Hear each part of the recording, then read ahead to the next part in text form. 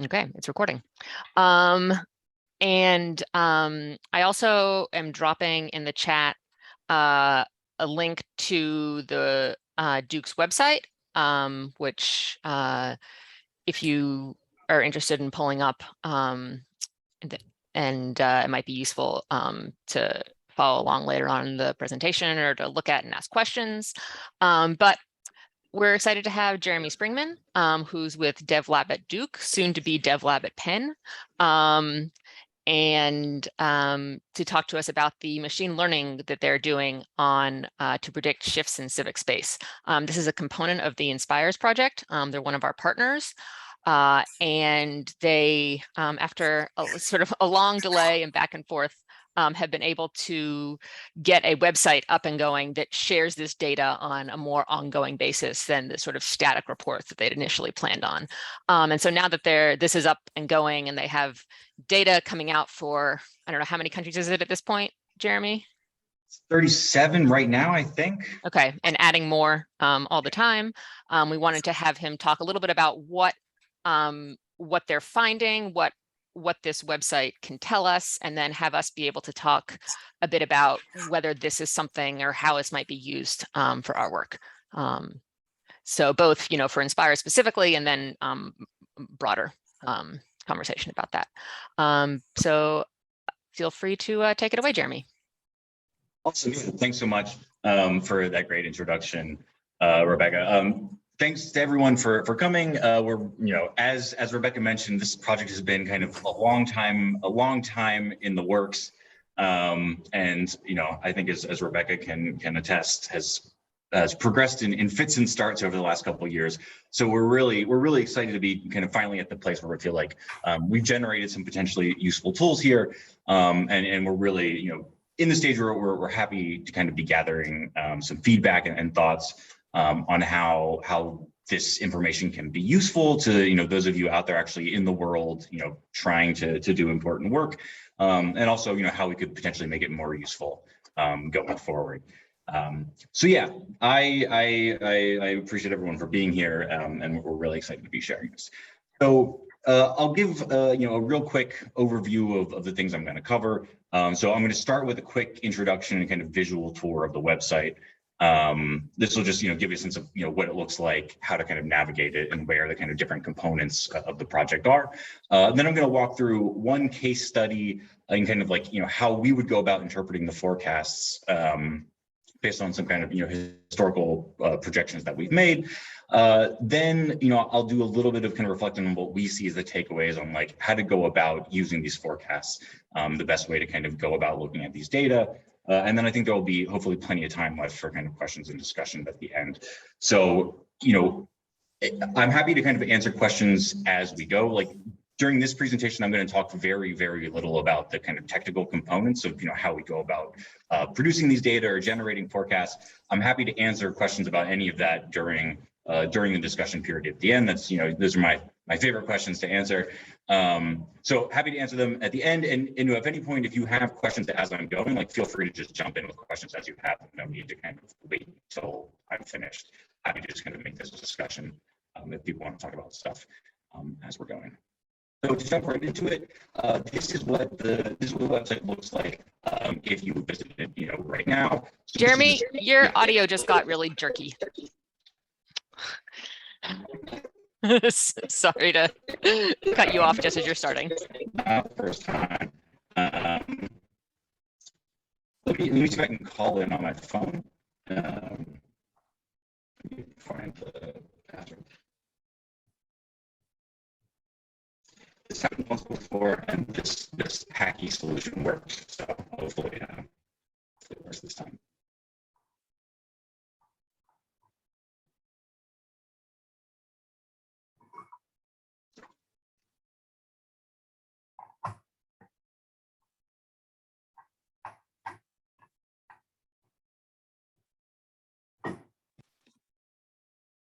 Okay. Can you hear me? Okay. Nothing insane happening. Yep, we're good. All right. Okay. Well, let me know if anything else happens. All right. So this is what the website looks like if you visit it right now. this is currently a website hosted by Duke, but we'll be shifting to a site hosted by Penn in the near future. When we make that shift, I think we're going to try to make this a little more visually interesting, but the basic functionality will be the same.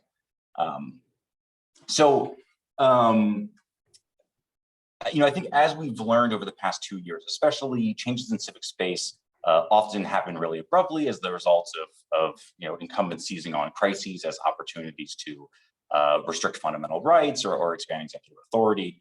But unfortunately, most of the existing data out there that measures changes in civic space or changes in democracy over time measures these changes at an annual level. And we think these annual measures really kind of limit the utility that they have for practitioners and policymakers in a couple of really important ways.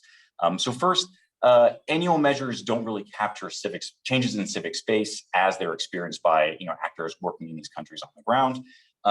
Changes in civic space are the result of specific government actions and specific government policies that happen at specific moments in time. But the existing measures that we have kind of make changes in democracy or civic space look like kind of smooth processes that happen over the course of years or decades. And on a related note, the existing measures also, they report changes over the course of an entire year, but not until many months after the most recent year has already concluded. So they don't provide timely data, and they don't provide data on the specific moments when changes occur and the specific events that are happening.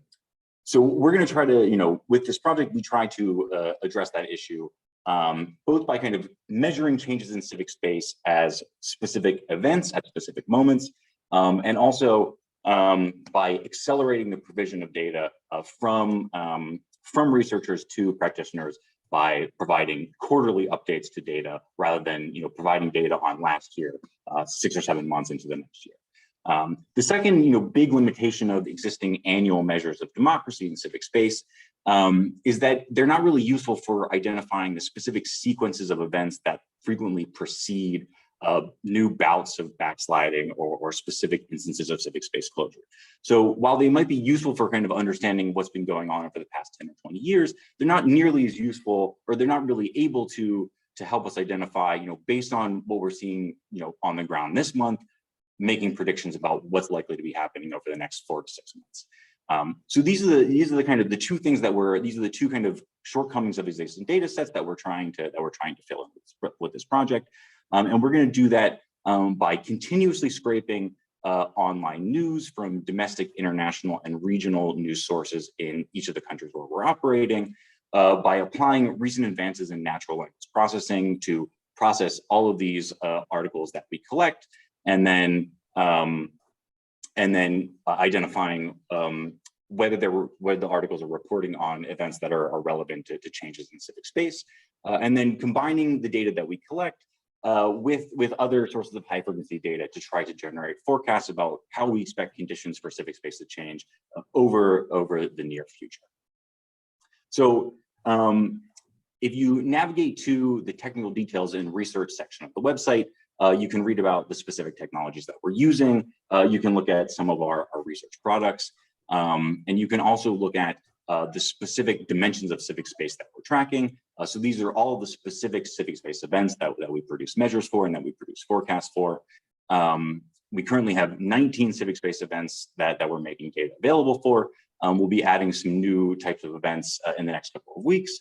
And we also are tracking, using similar methods, changes in foreign influence by Russia and China. So if you're interested in that type of issue, we also have data on that available on the website. Okay, so moving on to kind of the specific tools that we're trying to make available with this project. If you navigate up into the top left corners, that Civic Space Data tab, and click on the data dashboard icon, you can interact with the data that we have for, I think, 37 countries right now, and we're adding new countries every month. Using that little drop-down menu, you can select the country or countries that you're interested in looking at data for. And then in those little boxes below the first figure there, you can select specific events that you want to look at activity for. So you can go through each of these different little boxes and decide which type of events you're interested in looking at.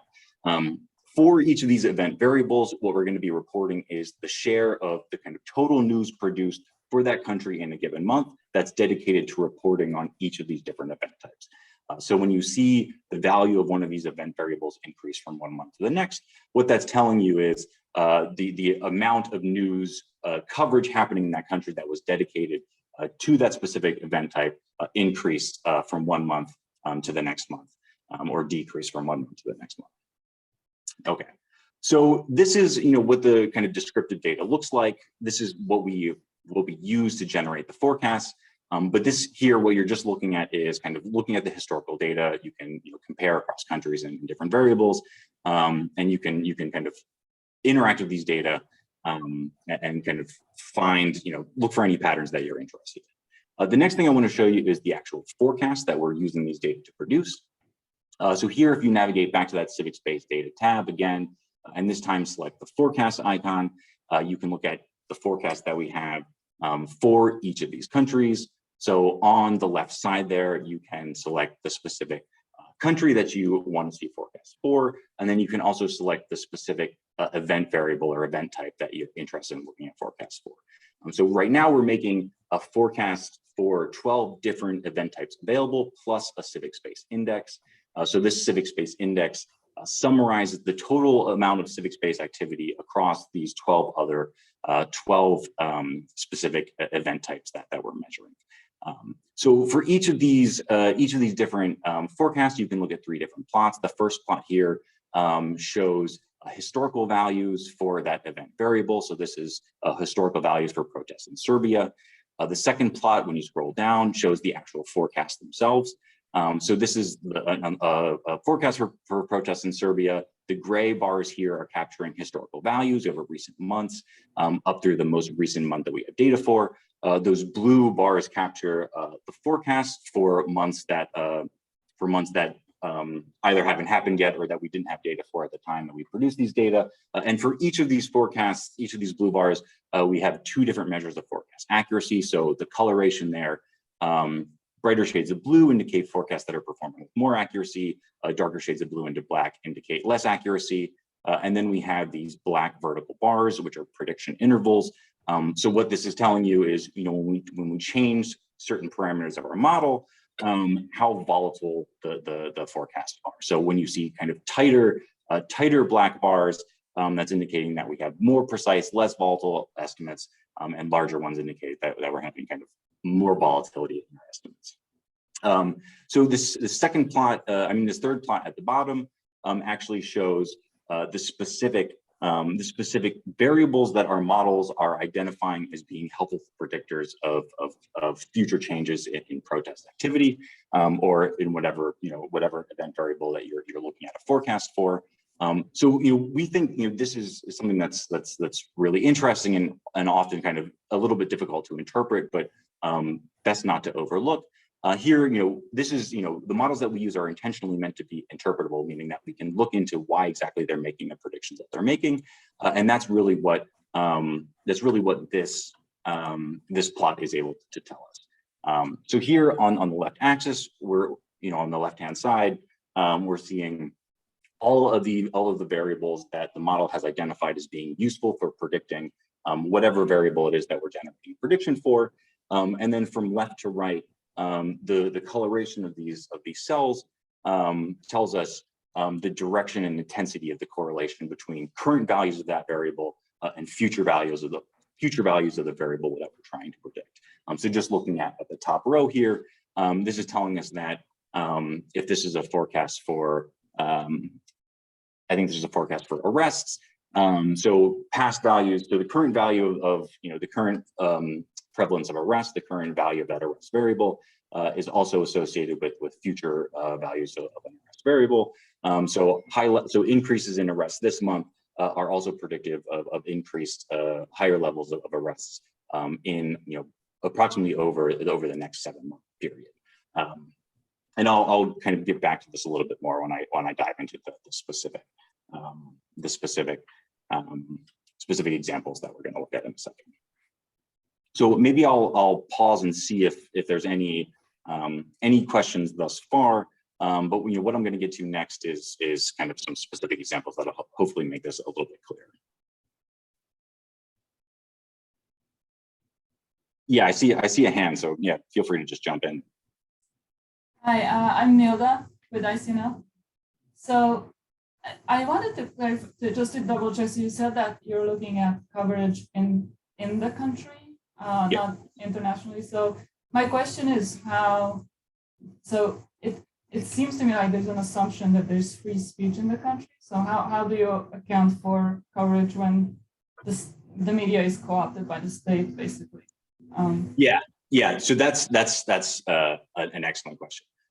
So I think there's we take a triangulation approach here, and that we try to combine a few different ways of getting around the fact that some of the countries we're working in, and this is actually something I didn't mention earlier. I say we have data for 37 plus countries, but not all of them are kind of on that public facing website. We have data for more countries that are, especially some of the more, the more restrictive countries, that data has restricted access. I mean, anyone at ICNL who wants to look at it can look at it. They just need to contact us and we'll be happy to provide it. But for these more, restrictive countries, we have a few different strategies. So we do first draw on, both, we draw on international, regional, and domestic news sources for each country. So there, when we look at, we pull, articles from Reuters as well, and we extract the specific kind of events being mentioned in an article from Reuters. And if, all the events are reporting on, what's happening in Zimbabwe, then, we classify that event as happening in Zimbabwe. So we try to use both kind of international and regional sources in the hope that, while their coverage might be less in depth, it will at least be kind of less captured by the state and therefore provide kind of a counterweight to whatever, captured media sources we're using from within the country. We can also do things like, in certain countries, we apply different weights. So when our models kind of look at what's happening, we can put less weight on, how much it gives credibility to, government sources, and have it give more kind of allow the kind of more independent sources to influence the model more. So for some countries, there's we have newspapers, like Cambodia is an example, where we have there's like an expatriate, there's like a newspaper in exile that's reporting from a nearby country. We can assign more weight to kind of that because it's seen as more independent than the captured state media. So that's those are the kind of the big strategies that we use. I do think it's also useful to keep in mind that because we're each of these models is run separately for each country, and I do think here it's possible for the model to kind of learn from censorship in informative ways, and that if the government is kind of exerting more pressure during kind of more volatile periods of time, the model might be able to learn that okay, when coverage of political things decreases, that's not because the situation is going to get better, it's because the situation is actually going to get worse in a couple of months. So I think we have those kind of two triangulation strategies to try to get around, or at least kind of compensate a little bit for captured media. And then also I think we do hope that there's the potential for these models to actually learn a little bit from the fact that censorship kind of changes over time, and might look a little bit different during right before things are about to get better or worse, in potentially informative ways. Does that answer the question? Yeah, thanks. Okay, yeah, absolutely. And I'm happy to talk more about that stuff. It's all that's obviously integral to what we're doing. So I'm glad someone brought that question early on. Thank you. Okay, so the next thing, if there's I don't see any other hands, but I'm also kind of juggling between multiple screens and my phone at this point. So just kind of yell at me if anyone wants to jump in. So the next thing I just want to walk through quickly, a little case study of an instance where it might have been useful to kind of have these forecasts when thinking about how the situation in the future was going to evolve. So here, looking at what was happening in El Salvador in spring of 2022. In April and May, we saw this massive wave of government arrests of basically anyone who could plausibly be involved in gang violence. And this was in response to particularly intensifying in March, a wave of lethal violence and murders throughout the country that the government was really trying to get a handle on. And it chose a particularly kind of heavy-handed approach to trying to rein the violence So, looking at this, El Salvador is a country that we're actually going to release a new set of data and forecasts for in the next couple of days. But this, the last time we updated it was back in December of 2021. So, thinking about these kind of really important events that are happening right now and looking back to, what we were seeing in December of 2021, was there anything useful in the data and forecast that we might have been able to latch on to try to anticipate what was coming down the pike? So this is data from, this is one of our forecasts from El Salvador that we generated at the beginning of the year, when we had data up through the end of December, predicting what was going to happen up through July of 2022.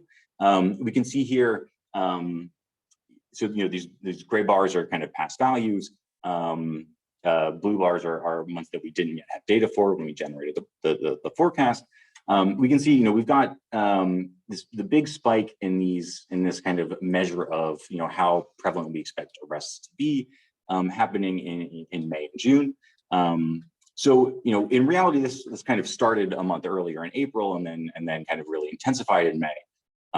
But here, this is looking at this as something that, might have been useful information back in December when we were first kind of generating these forecasts and might have kind of given some sign of what was to come. I'll note here, just kind of, trying to apply some of what I was saying from the last couple of slides. These do look like pretty reliable forecasts, at least by the two kind of approaches that we're using to measure forecast accuracy. So we've got some pretty bright shades of blue, suggesting that the performance has been pretty good in predicting and making predictions in the past. And we also have like pretty tight prediction intervals, those black vertical bars, suggesting that, when you make changes to the parameters of the model, we don't see much volatility in what the model's actually expecting to happen. So here, it does look like we have decently reliable forecasting models predicting, a big surge in arrest activity in May and June of 2022. So just kind of seeing this by, devoid of any context, it's hard to kind of know what to make of it, right? Like we know, we have reason to suspect there's going to be a wave of arrests. We don't know, what the arrests are going to be. Are they going to be something nefarious, like kind of indiscriminate arrests of anyone who's like plausibly the age to participate in gang violence, like we actually saw, or is it going to be, the arrest of, people plotting a coup that is going to undermine, democracy, or not, or something like that. It's hard to know, like, is this going to be a good thing? Is this going to be a bad thing? What exactly is this arrest going to be related to? So here, I think considering the context of El Salvador, we might have good reason to suspect that any massive campaign of arrests is not going to be good for civic space. But we can also look at what else is happening with the data that we have. So here, we know that the arrests that happened were in response to a wave of violence. So we can also look at what our data on violence was saying back in December. So we see, like, already at the end of last year there was elevated levels of violence happening. You can see October, November, December are reasonably high levels of violence happening.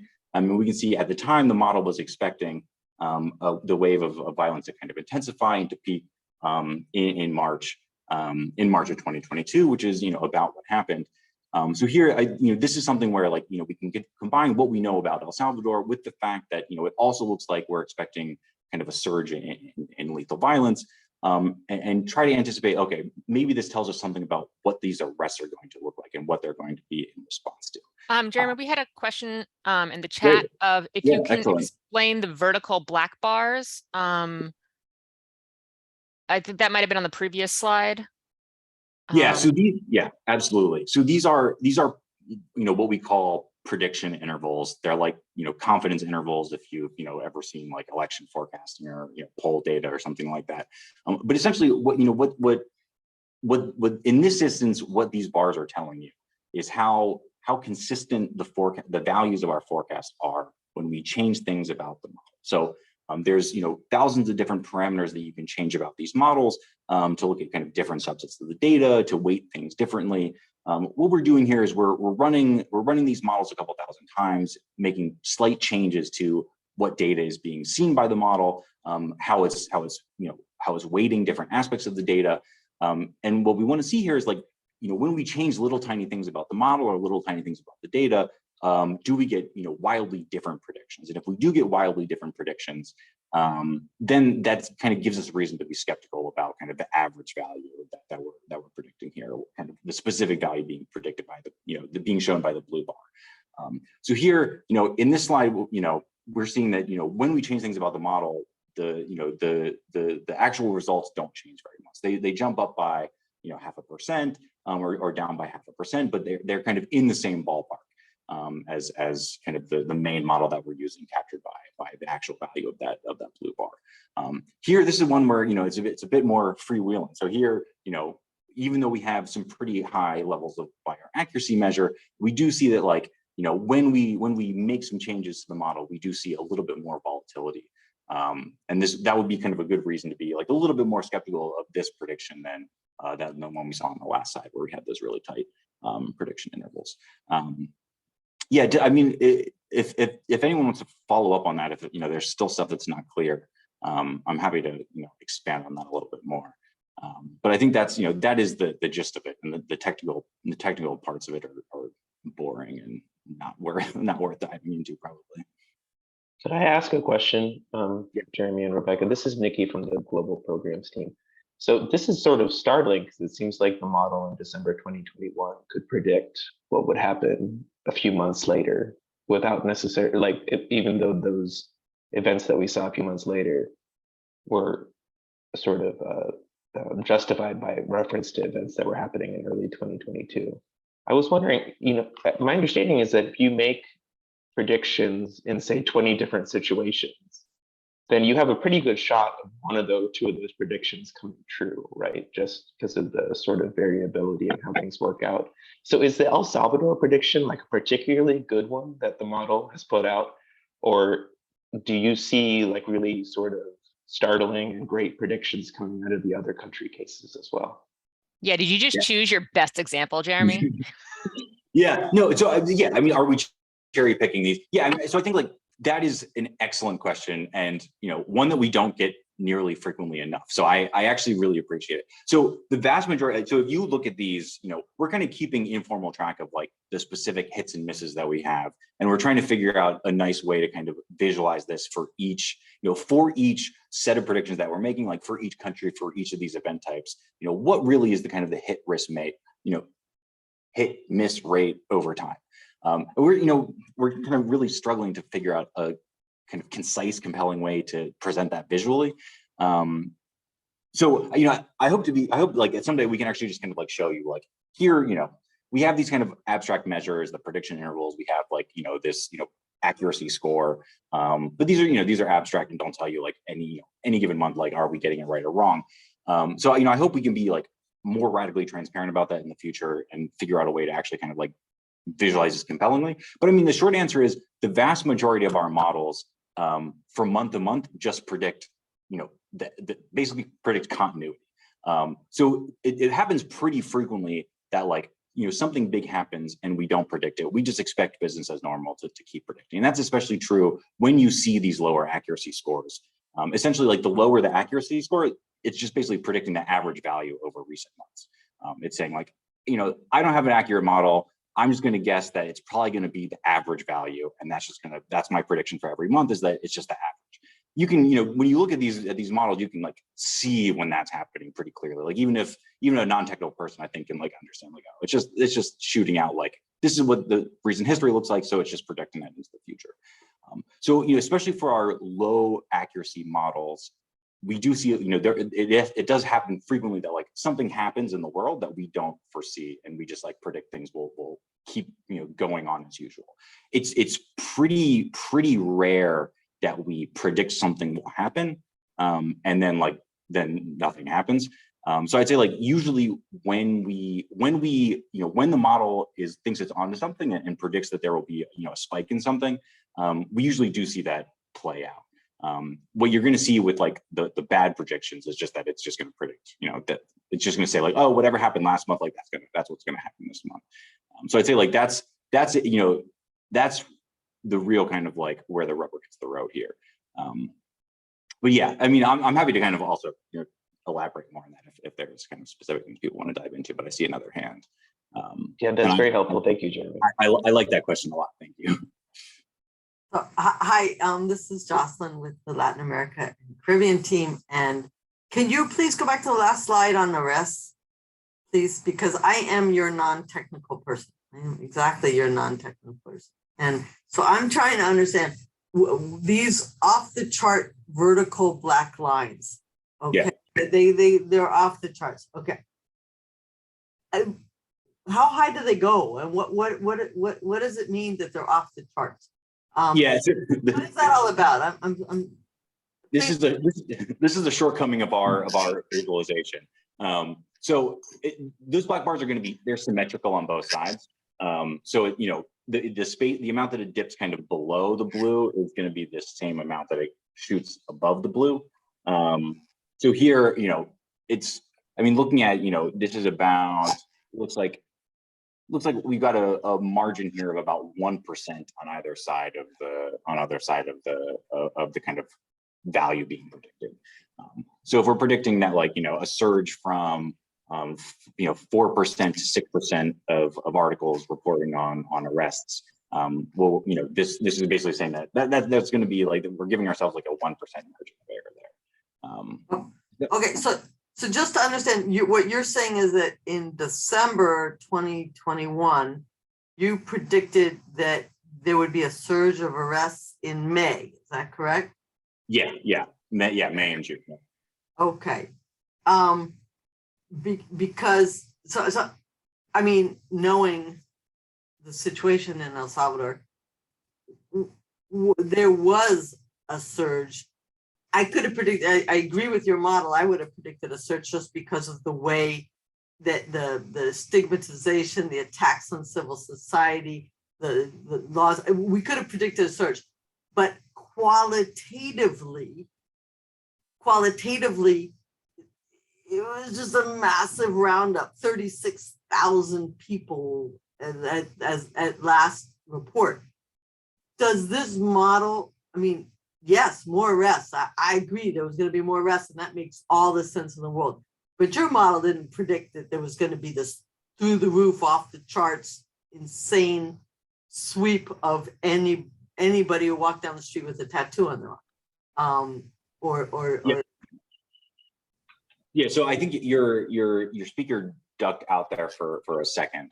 I mean, yeah, I think, we'll go back and see kind of what the actual observed value. So we're going to update this data actually in a couple of days, and we'll see, what actually that number looks like when we collect real data.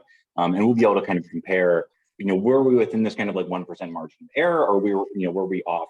Did we predict a surge, but it was like much smaller than what actually happened? So I think that's something we'll be able to do. As far as like, how to think about this in terms of magnitude. I wish, I don't have sorry, I'm like looking at my second screen, like over my other screen.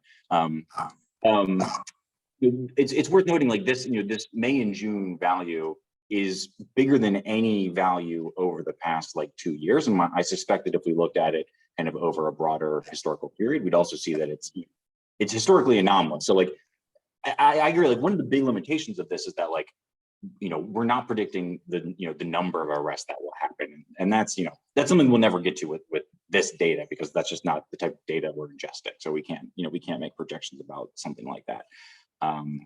But like we can say, like, okay, this is the high. What we're expecting is the highest value of arrests that we've seen at any point in the last 4 years or whatever.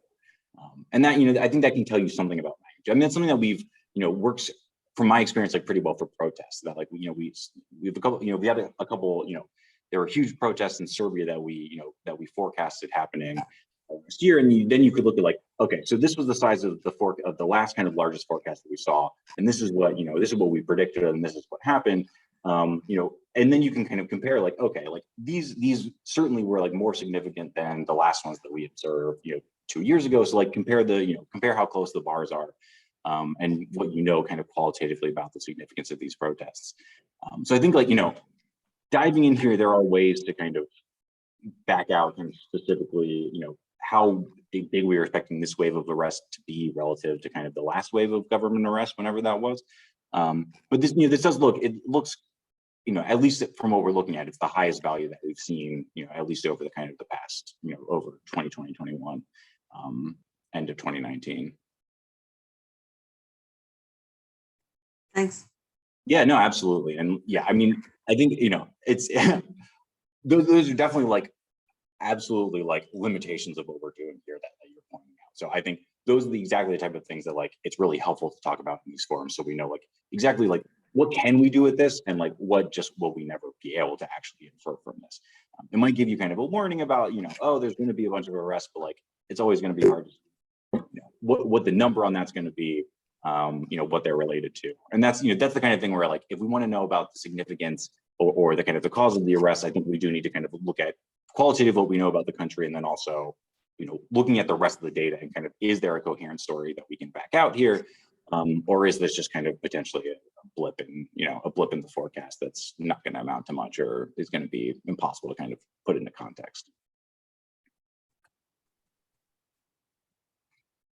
Okay, excellent. I'll go on to the next one, but these are great questions, so feel free, please just like jump in if there's more. Yeah, okay, so like, we're forecasting this lethal violence. I think there's a potential to use this kind of like, this might tell us something about what that predicted wave in arrests might be related to. Okay, so this is something that is, I always have trouble like conveying what exactly is going on here. It's kind of an unwieldy visualization. But for each of the forecasts that we make, like we also provide this table. And this is our kind of, the models that we're using are specifically designed to be like what's called like interpretable in the machine learning world, meaning that like you can actually look into the model and say like, why is it predicting something, why is it making the prediction that it's making?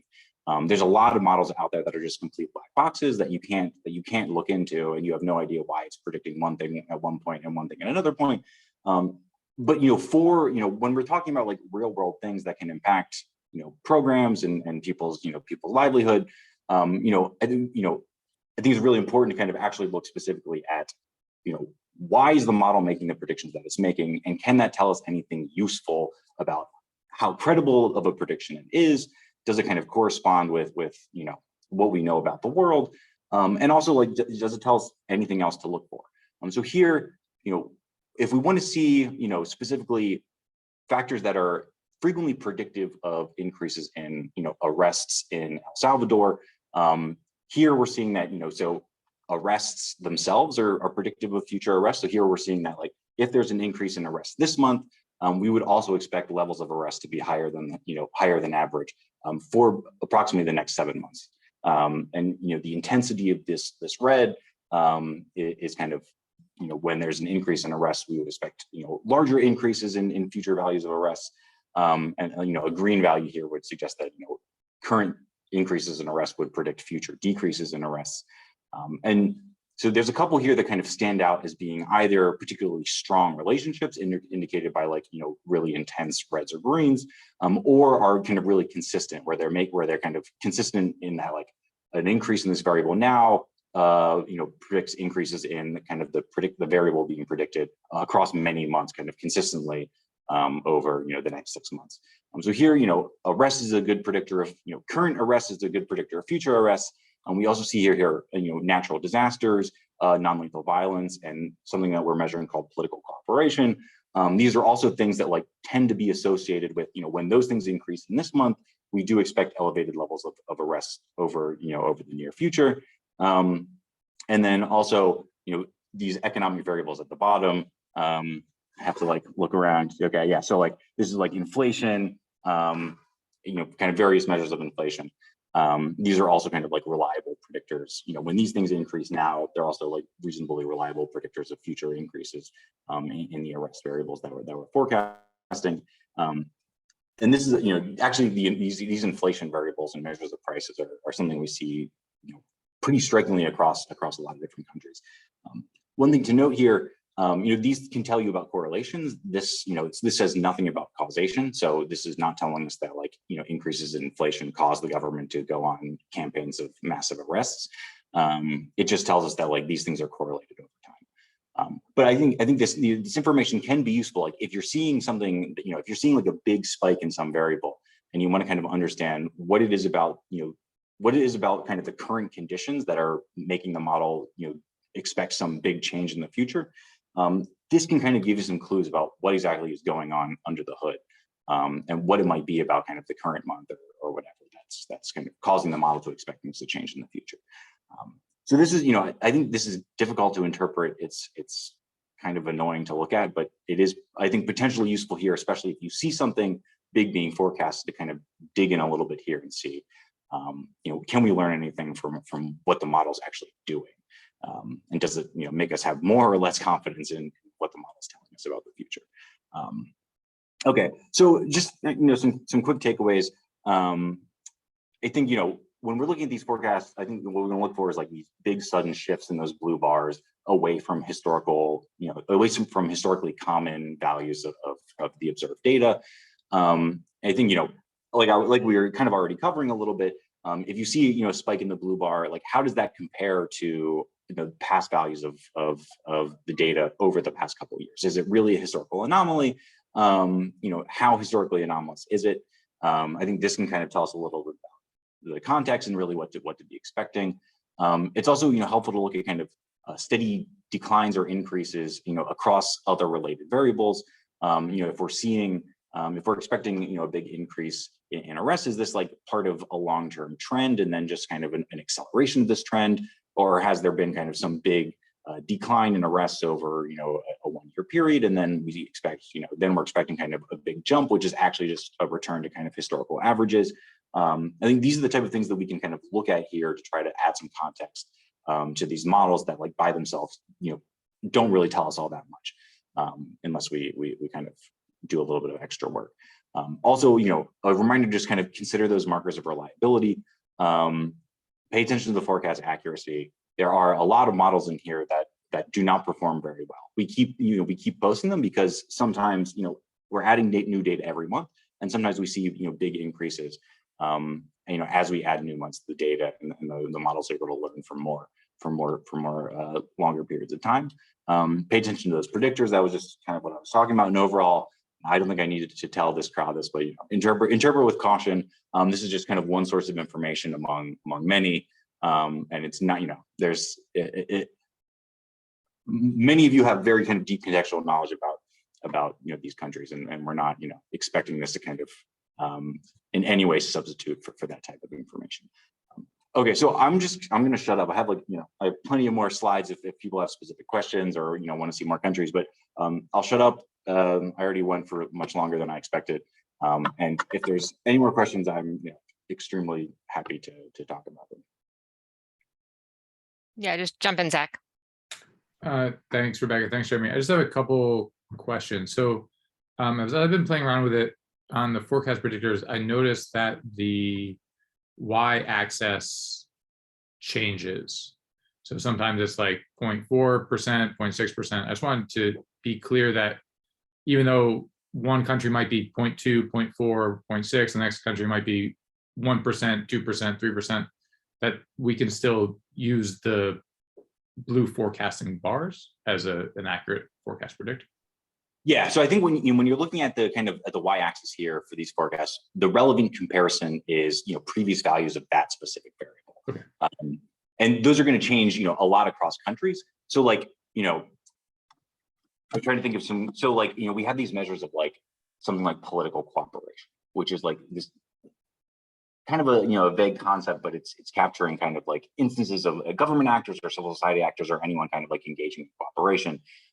The mean there tends to be pretty high, and that we see like a lot of reporting on, whereas like reporting on censorship, is generally very low. That doesn't really tell us much about how important those two things are relative to each other, but we can look at like if censorship jumps from 0.2% to 2%, like that's a huge increase from one month to the next, and we should be expecting that to be reflected in reality. But it is like another limitation here, and I think this is actually like a great question to kind of highlight this limitation, is that it is difficult to kind of compare those y-axis values kind of across countries or across kind of event types, because they're just kind of measuring kind of average values of reporting on those things in any given media environment.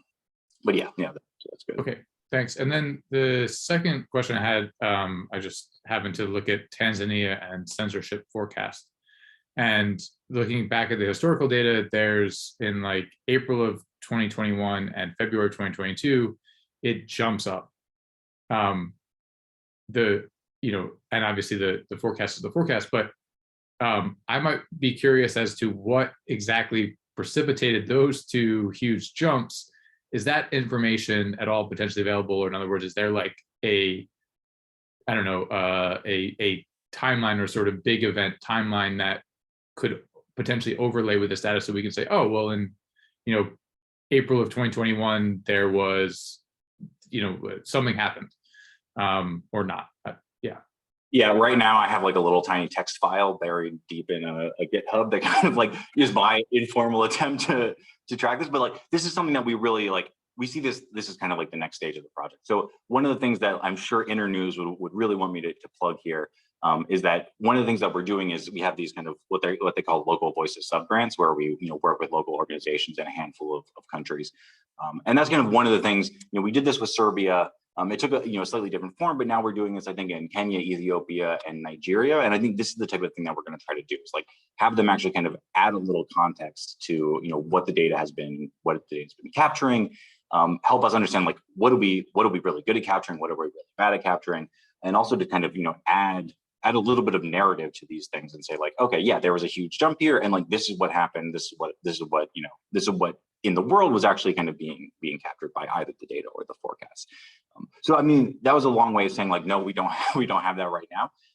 But that's something that we're actively working on integrating into this, and we hope that will be something that people find useful.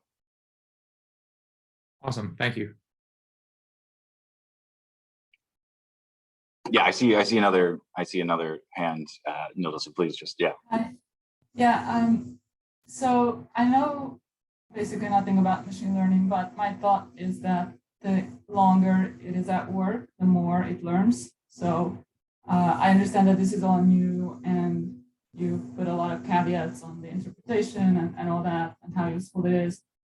But do you have a timeline in your mind as to how the accuracy increases over time, and how much data you think, or how long do you think this needs to run in order to gain a certain level of accuracy? Or like how do you envision that in your mind? Yeah, I mean that's a good question, and one that I don't necessarily have like a great answer to. I mean, I think just in the period of time that we've been working on this, like we've seen things get a lot better, and now essentially, we put this cap on the historical data from 2012 just because like so few countries and newspapers actually have good digital archives that extend back beyond that. And we don't necessarily rely on their digital archive. There's all these kind of like online digital archives that crawl the web and scrape news stories. So we pull data from a dozen different sources to try to get that historical data. But like there's no doubt, like if we had data back to like 2000, we'd be in a much better place. And I think one thing we are really careful about is monitoring month to month, like as we add new data. Does anything bizarre happen? Do things get much better? Do things get much worse? I mean, generally we see kind of like steady improvements in kind of forecast accuracy and stuff as we add new months.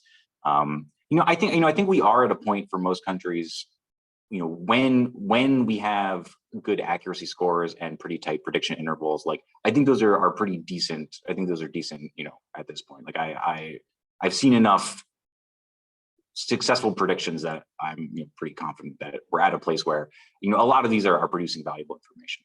That said, like you'll go in and click on some of these and you'll just see like a bunch of black bars and not a shade of blue in sight. And they're like, there we might never be able. I mean, those are events that might just have elements that are unpredictable based on the data that we have. And there are a lot like, we keep adding new data and like they don't get any better. And I think those are ones that we probably just will never be able to predict accurately. Right now we're working with a computer science student on kind of classifying, trying to look kind of more systematically at like where we are able to make, like what are the events in countries where we're able to make good predictions, and those that aren't, seeing if we can kind of like back out any more general rules that we can use to say like, okay, we're just not going to try on these certain things anymore because we have reason to believe that we'll always be bad at it. But for right now, I'd say like, I think there's a bunch in here that we're doing a pretty good job right now. And there's also a bunch that like we aren't doing a good job now and probably, very well might never do a good job at. But that's why we include those accuracy measures, so people can kind of see pretty quickly that like, the model doesn't believe itself, so you probably shouldn't believe it either. Can you mention briefly the role of the survey, since that's something that we've asked ICNL people to contribute to, and we want to continue to do that? Yeah, absolutely. So the survey was something that was suspended for a very long period of time. We actually just recently relaunched it 2 months ago, something like that, maybe a little bit less. So we have grand plans for the survey. We had grand plans back when we launched it, but it quickly became obvious that like when we were producing like static reports for each country, that was just not an efficient way to convey this information to people. So we kind of put the whole thing on hold until we had a website that we can actually kind of direct people to and say like, here's the website, play around, and really kind of provide them with information that we thought would be useful to them, rather than just sending them a PDF that has a limited amount of information, because we were always getting feedback that like people wanted more information. We just couldn't provide that in the static reports. So basically, we just relaunched the survey. The first wave of the survey really helped us kind of, for a bunch of countries, like identify like what newspapers we were going to scrape. Do some, it also really helped us with some validation, where we asked people kind of what are the important things that have happened in the last couple of months. And at the early stages, we relied really heavily on that information to kind of go in and say like, okay, like in this country, we are picking things up, or in this country, we're not picking up, like we need new sources. They're just not, they're not corresponding with what the experts are telling us is the reality. So we use it a lot early on for like a ton of validation for picking our sources. The next step in this, we're really excited to, one thing we're asking experts to do is kind of like tell us their, what they think happened over the past couple of months and what they expect to happen in the future. And like, I'm really excited to be able to kind of match, our forecast with, what they're expecting. Obviously, like they're just kind of saying like big increase, small increase, no increase, decrease. Like they're not, predicting things in the same kind of scale that we're making these forecasts on. But we will be able to kind of look like, okay, like we're predicting, here's the share of things that where we like agree that there's going to be an increase in, activity in the next, 6 months, whereas here's the things that like, experts think, but we didn't predict. So that's kind of what I see as kind of the next wave once we collect some more data, and that I'm like really excited to be able to look at and kind of write some of these reports that we can distribute, saying like, how exactly do our forecast and our depiction of what's going on correspond with what our experts are telling us either has been happening or what they expect to happen in the future.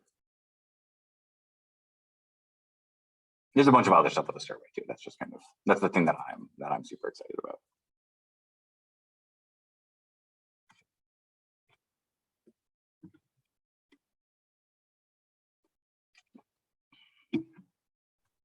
If there's no others, I have one in the last couple minutes to ask you, based on what you know about ICNL's work and what we do, how should we use this and how should we not use it? Oh, that's a good question. So, I think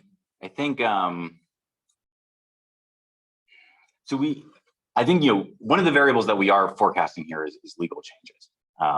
So, this is frequently something that we're comparing with things like new NGO laws, which are obviously something that you guys know a little bit about, and other kinds of like restrictions that aren't always directly related to nonprofits, but very much kind of affect them as well as many other sectors. To me, like this is something that is potentially useful for picking out like, okay, like we've been hearing things like, oh, like we hear there's draft legislation, but there hasn't been any media coverage of it yet. Like, does this like, are we also seeing forecasts saying that like there's likely to be movement on this front in the next 6 months? I think like combination of kind of that kind of contextual knowledge with looking at what forecasts are saying and like are the kind of are the other conditions ripe for this kind of thing to happen, based on kind of what model the forecast is ingesting and what patterns the forecast has observed.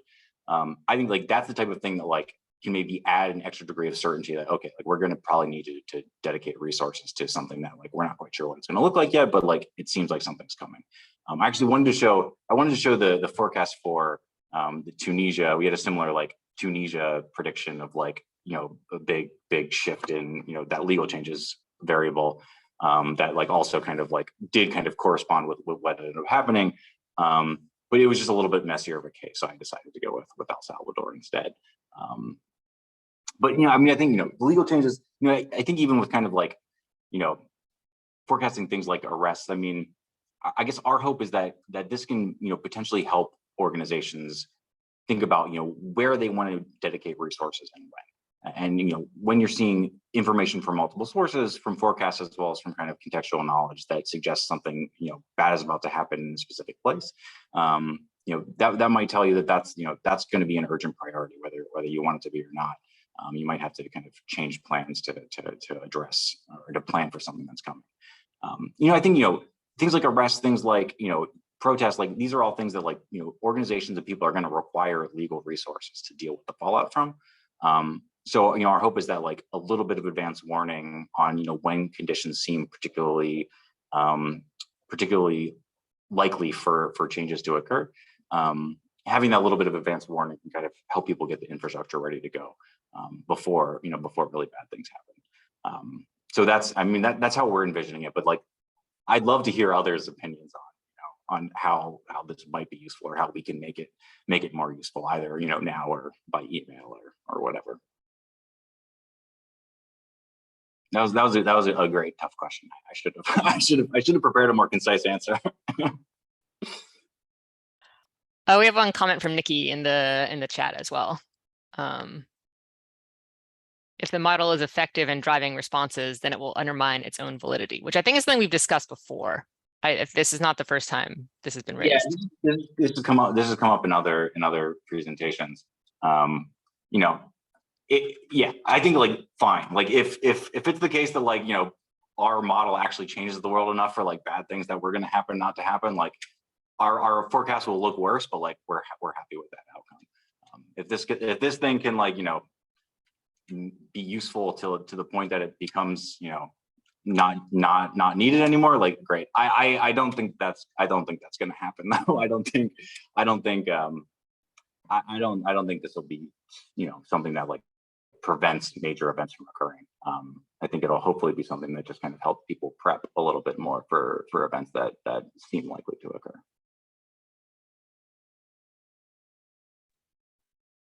Okay, any final comments, questions?